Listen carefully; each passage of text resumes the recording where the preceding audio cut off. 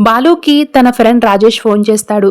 ఒరే బాలు, సుగుణమ్మను చింటూని ఏ వీధిలో చూశానో ఇప్పుడే రోహిణి కూడా అదే వీధిలోకి వెళ్లడం చూశాను. నాకేదో తేడాగా అనిపిస్తుందని రాజేష్ బాలుకి చెప్తాడు. ఆ మాట వినగానే బాలు మెదడులో ఆలోచనలు మొదలయ్యాయి. సుగుణమ్మకు రోహిణికి ఏంటి సంబంధం? రోహిణి అంత కంగారుగా అక్కడికి ఎందుకు వెళ్ళింది? దీని వెనక ఏదో పెద్ద కథే ఉందని బాలు ఫిక్స్ అవుతాడు.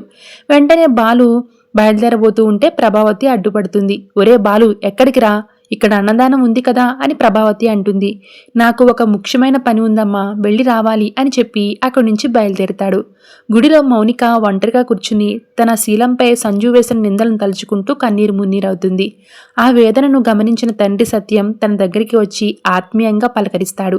సంజు ప్రవర్తనపై అనుమానం వ్యక్తం చేస్తూ, నీ ముఖంలో ఆనందం లేదు. సంజు నిన్ను బాగానే చూసుకుంటున్నాడమ్మా. ఏ కష్టమున్నా చెప్పు, నీకు నేను అండగా ఉంటాను అని భరోసా ఇస్తాడు. తండ్రి ప్రేమకు మౌనిక చలించిపోయినా నిజం చెప్తే కుటుంబంలో కలహాలు వస్తాయని భయపడి నిజాన్ని దాచేస్తుంది. మేము మరికొన్నాళ్లు తర్వాత పిల్లల్ని కందామనుకున్నాం, అందుకే సంజు కొంచెం అప్సెట్ అయ్యాడు అని అబద్ధం చెప్పి తండ్రికి సమాధానపరుస్తుంది. అప్పుడే అక్కడికి వచ్చిన ప్రభావతి తన కూతురు కోటేశ్వరరాలు అంటూ గొప్పలు చెప్తుంది. కొడుకు చింటూతో కలిసి ఆడుకుంటుంది రోహిణి. అప్పుడే తన స్నేహితురాలు అక్కడికి వస్తుంది. వడ్డీ కట్టాలని మనోజ్ అడుగుతున్నాడని, నీ దగ్గర డబ్బులు ఇస్తే మళ్ళీ తిరిగి ఇస్తానని చెప్పడంతో స్నేహితురాలు రోహిణికి డబ్బులు ఇస్తుంది. తనకు పని ఉందని చెప్పి అక్కడి నుంచి వెళ్ళిపోతుంది విద్య. అయితే సుగుణమ్మ చింటూని వెతుకుతూ బాలు రోహిణి ఫ్రెండ్ కనిపిస్తుంది. బాలుని చూడగానే రోహిణి ఫ్రెండ్ కంగారు పడుతుంది. సుగుణమ్మ చింటూని చూసావా అని అడగడంతో ఇక విద్య వణుకు మొదలవుతుంది. పిచ్చి పిచ్చిగా సమాధానం చెప్పడంతో బాలు విద్య మీద అనుమానిస్తూ ఉంటాడు.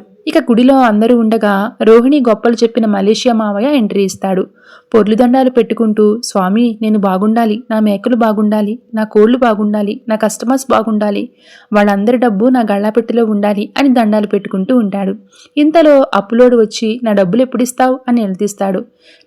నా మటన్ కొట్టుపై ఒట్టు, ఒకే ఒక్క నెలలో నీ డబ్బు నీకు ఇచ్చేస్తా అని అంటాడు మటన్ కొట్టు మావయ్య అలియాస్ మలేషియా మావయ్య.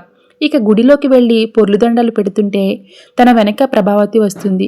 పాపం ఎవడో ఏం కోరుకున్నాడో పొర్లుదండాలు పెడుతున్నాడు అని అనుకుంటూ ఉంటుంది.